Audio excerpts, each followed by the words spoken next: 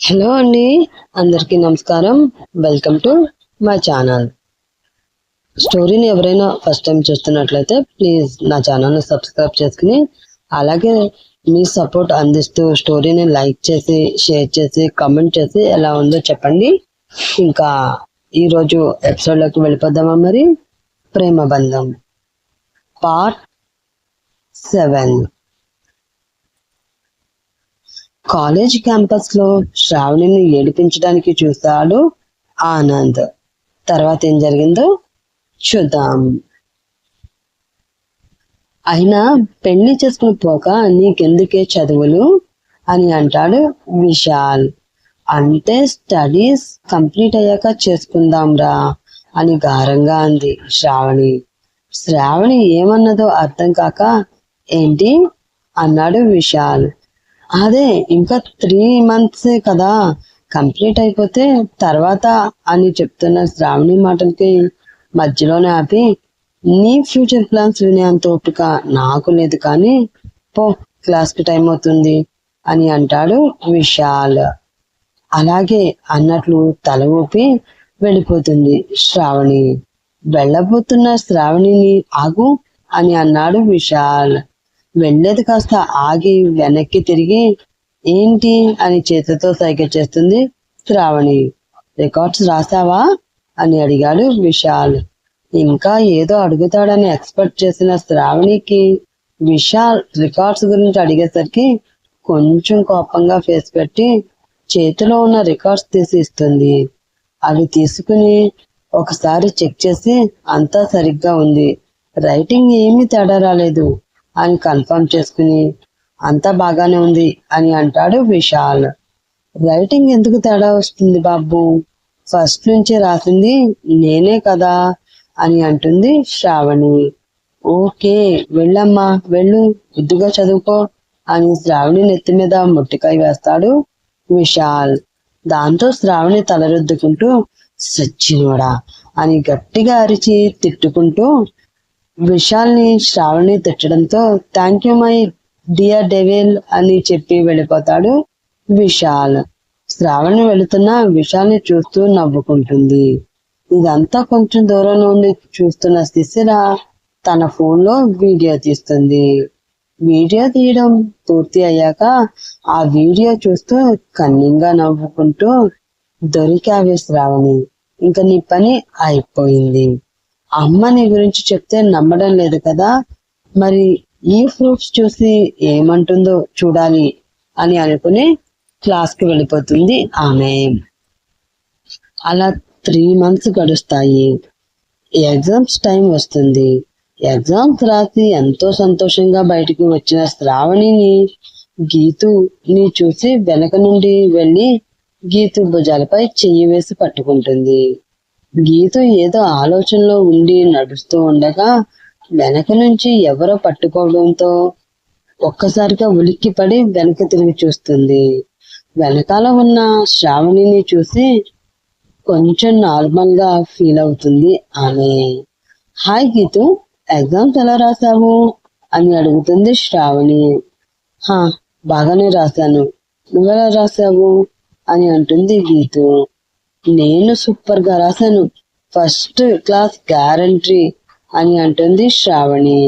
ఓ అలాగా, all the best అని అంటుంది గీతు. అది సరే, నువ్వేంటి అంత డల్ గా ఉన్నావు, కొంప తీసి నీకు రాజ్కి బ్రేకప్ అయిందా అని గీటుతూ అడుగుతుంది శ్రావణి. అబ్బాయి అదేం లేదే, మేము బాగానే ఉన్నాము అని చెప్తుంది గీతు. మరెందుకు అంత డల్ గా ఉన్నావు, ఇంట్లో ఏమైనా ప్రాబ్లమా అని అంటుంది శ్రావణి. గీతు నడిచేది కాస్త ఆగిపోయి శ్రావణిని చూస్తూ, నీకు ఒక విషయం చెప్పాలి శ్రావణి, కానీ నువ్వు దాన్ని ఎలా తీసుకుంటావో అని కొంచెం భయంగా ఉంది అని అంటుంది. అంత భయపడే విషయం ఏముంది? అది శ్రావణి విశాల్ అని నానుస్తూ ఉంటే, విశాల్ ఏంటి సరిగా చెప్పు అని కొంచెం విసుకున్నట్లు అడుగుద్ది శ్రావణి. అదే శ్రావణి, విశాల్ మనస్విని ఇద్దరు రిలేషన్ లో ఉన్నారంట, కొంచెం బెరికిగా చెప్తుంది గీతు. అది విని శ్రావణి పగలబడి నవ్వుతుంది. నవ్వుతూ ఎంతసేపటికి ఆమె నవ్వు ఆపకపోయేసరికి, శ్రావణి, ఏంటి ఈ విషయం విని పిచ్చిమైన పట్టిందా నీకు అని చిరాగ్గా అడుగుతుంది గీతు. నువ్వు వేసిన జోక్కి నవ్వు ఆగడం లేదు గీతు అని అంటుంది శ్రావణి.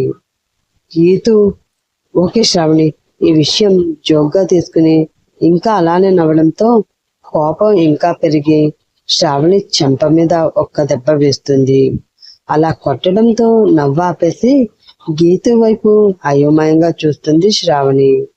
గీతు కళ్ళలోంచి కన్నీళ్లు బొట్టుగా రాలుతూ ఉంటాయి. అది చూసిన శ్రావణి, గీతు, ఏంటిది చిన్నపిల్లలా ఏడుస్తున్నావు అని అడుగుతుంది. నేను చెప్పేది నిజం శ్రావణి, నమ్మవే అని అంటూ మోకాళ్ళ మీద కూర్చుని ఏడుస్తుంది గీతు. శ్రావణి, గీతు, నువ్వు అలా ఏడవకే, ఎక్కడో పొరపాటు జరిగి ఉంటుంది. విషయాల గురించి నీకు కూడా తెలుసు కదా, అందరితో చాలా క్లోజ్ గా ఉంటాడు, అలాగే మనస్వినితో కూడా ఉండి ఉంటాడు. సో అది చూసి ఎవరైనా పొరపాటుగా అనుకుని నీతో అలా చెప్పి ఉంటారు. అయినా నీకు ఆ సంగతి ఎవరు చెప్పారు, ముందు అది చెప్పు అని అంటుంది శ్రావణి. విశాల్ ఫ్రెండ్ రాజ్ చెప్పాడే అని అంటుంది గీతు.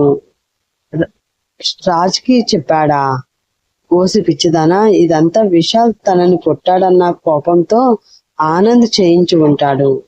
ఆనంద్ రాజుని బెదిరించి నీతో అలా చెప్పించి ఉంటాడు. నువ్వేమో అదే నిజమనుకుని ఓ తెగ ఫీల్ అయిపోతున్నావు. నా విషయాల గురించి నాకు బాగా తెలుసు. విశాల్ నన్నే ప్రేమిస్తున్నాడు, అది నాకు బాగా తెలుసు. కూల్ గీతు, రేపు జరగబోయే ఫేర్వెల్ పార్టీలో నేను విశాల్కి పెళ్లి ప్రపోజల్ చేస్తున్నాను. విశాల్ ఎలాగో యాక్సెప్ట్ చేస్తాడు. తర్వాత ఇంట్లో వాళ్ళని తనే ఒప్పిస్తాడు.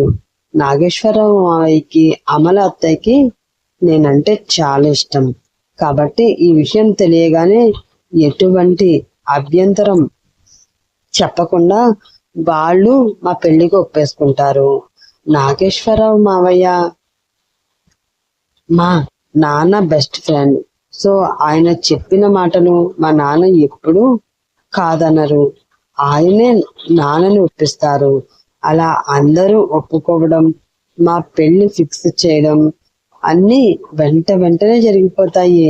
వెడ్డింగ్ కార్డ్ పట్టుకుని ఫస్ట్ మీ ఇంటికే వస్తాను, అప్పుడు చూద్దువు గాని నేను ఎంత హ్యాపీగా ఉంటాను అని జరగబోయేదంతా ముందుగానే ఊహించుకుంటూ ఎంతో హ్యాపీగా ఫీల్ అవుతూ గీతుకు చెప్పింది శ్రావణి. ఆమె పిచ్చితనం చూసి విరక్తిగా ఒక నవ్వు నవ్వుకుంది గీతు. నేను కాదే పిచ్చిదాన్ని, నువ్వు ఇంత ఇలా చెప్తున్నా వాడు నిన్ను ప్రేమిస్తున్నాడు అన్న భ్రమలో నుండి బయటికి రాకుండా ఏవేవో ఊహల్లో తేలిపోతూ ఉన్నావు. విశాల్ నిన్ను ప్రేమించడం లేదు అనే నిజం నీకు తెలిసినప్పుడు నువ్వు ఏమైపోతావే. తలుచుకుంటేనే నాకు చాలా భయంగా ఉంది శ్రావణి. ఆనంద్ బెదిరిస్తే బెదిరిపోవడానికి రాజు చిన్నపిల్లవాడు కాదు. రాజ్కి నేనంటే ప్రాణం. నాకెందుకు అబద్ధం చెప్తాడే పిచ్చిదానా.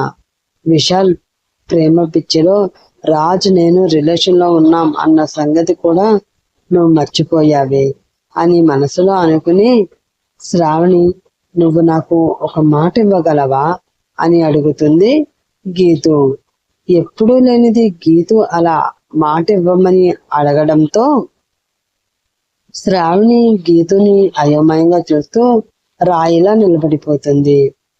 హాయ్ డెవిల్ అన్న పిలుపుతో ఏదో తెలిసిన గొంతు తనను పలకరించింది అని మనసు చెప్తూ ఉంటే అది ఎవరో తెలుసుకున్న శ్రావణి ఒక్కసారిగా పిలుపు వచ్చిన వైపు చూసింది. ఎదురుగా విశాల్ నవ్వుతూ కనిపించాడు. హాయ్ రా, ఎగ్జామ్స్ ఎలా రాసావు అని అడుగుతుంది శ్రావణి. పర్వాలేదు, పాస్ అయ్యేలానే రాశాను అని అన్నాడు విశాల్. గీతు, నువ్వెలా రాసావు అని అడిగాడు అతను. నేను బానే రాశాను అని కొంచెం ఇబ్బంది పడుతూ చెప్పింది గీతు. డల్ గా ఉన్నావే, డల్ గా ఉన్నావే, రాజ్ ఏమైనా అన్నాడా? చెప్పు, ఆ ఎదవ సంగతి నేను చూస్తాను అని అన్నాడు విశాల్. అదేం లేదు విశాల్, ఏమీ అనలేదు. కాలేజీకి లాస్టే కదా, అందుకనే కొంచెం ఎమోషనల్ అయ్యాను అంతే అని అంది గీతు. అవును కదా, ఈ రోజే లాస్ట్ డే. అమ్మయ్య, ఇక నుంచి ఈ డెబుల్తో నాకు పనేమీ లేదు.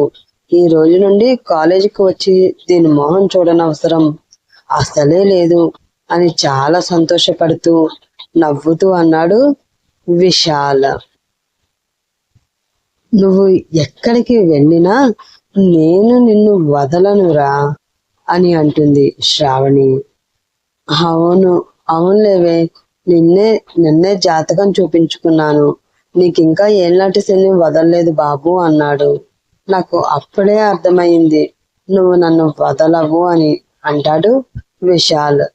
నా మీద జోక్స్ వచ్చేసింది చాలు, వెళ్ళు, అత్తమ్మ ఇంటి దగ్గర వెయిట్ చేస్తూ ఉంటుంది, వెళ్ళరా అని అంటుంది శ్రావణి. ఓకే డెవిల్, నువ్వు కూడా ఇక్కడ సంతాప సభ పెట్టి గీతుని ఏడిపించక త్వరగా ఇంటికి వెళ్ళు. బాయ్ గీతు అని చెప్పి వెళుతున్న విశాల్ని కొంత దూరంలో ఉన్న మనస్విని అడ్డుకుంటుంది. హాయ్ మను, ఎగ్జామ్స్ ఎలా రాసావు అని అడుగుతాడు విశాల్. నేను బాగానే రాశాను, కానీ అయ్యాయా మీ క్లోజ్ ఫ్రెండ్, ఆహా కాదు లవర్తో మాటలు అని అడుగుతుంది మనస్విని.